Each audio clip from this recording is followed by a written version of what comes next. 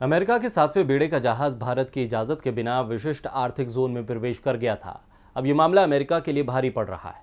भारत ने इसको बहुत गंभीरता से लिया है और अमेरिकी नेवी से अपनी सख्त आपत्ति दर्ज करा दी है। भारत को सबसे ज्यादा हैरानी अमेरिका के जवाब से हुई।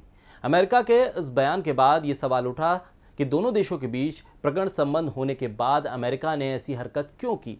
तो क्या है पूरी खबर, देखिए इस रिपोर्ट में। पिछले दिनों अमेरिका के 7वें बेड़े का जहाज भारत की इजाजत के बिना विशिष्ट आर्थिक जोन में प्रवेश कर गया था। इसके बाद भारत ने कड़ी आपत्ति दर्ज कराई थी, जिस पर अमेरिका ने बेहद रूखा उत्तर दिया था। अमेरिका का कहना है कि उसके 7वें बेड़े की कार्रवाई अंतर्राष्ट्रीय कानून के अनुरूप है। अमेरिका का कहना है कि अमेरिकी नेवी हर दिन हिंद महासागर क्षेत्र में काम करती है। अंतर्राष्ट्रीय कानून के अनुसार अमेरिकी नेवी को जहां जाने की अनुमति होगी वहां अमेरिका उड़ान भरेगा और जहाज लेकर जाएगा। इस बयान के बाद अमेरिका डैमेज कंट्रोल करने की कोशिश कर रहा है। भारत के पक्ष में रिपब्लिकन पार्टी के कुछ नेता भी आगे आए हैं। आपको बता दें कि अमेरिकी नेवी ने कहा है कि 7वें बेड़े की कार्रवाई अंतर्राष्ट्रीय कानून के अनुरूप है। भारत का दावा अंतर्राष्ट्रीय कानून के तहत असंगत है।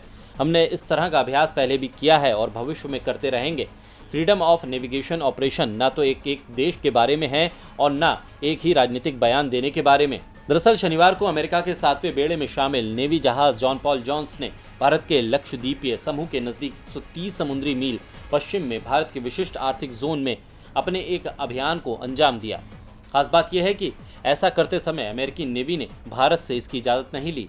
इस पर भारत ने अपनी कड़ी आपत्ति जताई। भारत का कहना है कि भारत अपनी संप्रभुता से कोई समझौता नहीं कर सकता। अमेरिका को ऐसा करते समय भारत से इजाजत लेनी चाहिए थी।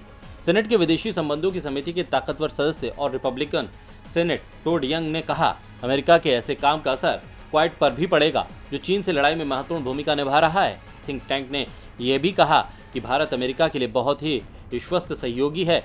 चीन से मुकाबला करने में भारत ही सक्षम है। ऐसी स्थिति में अच्छे मित्र की तरह ही उसके साथ व्यवहार करना होगा। डीबी लाइव की रिपोर्ट।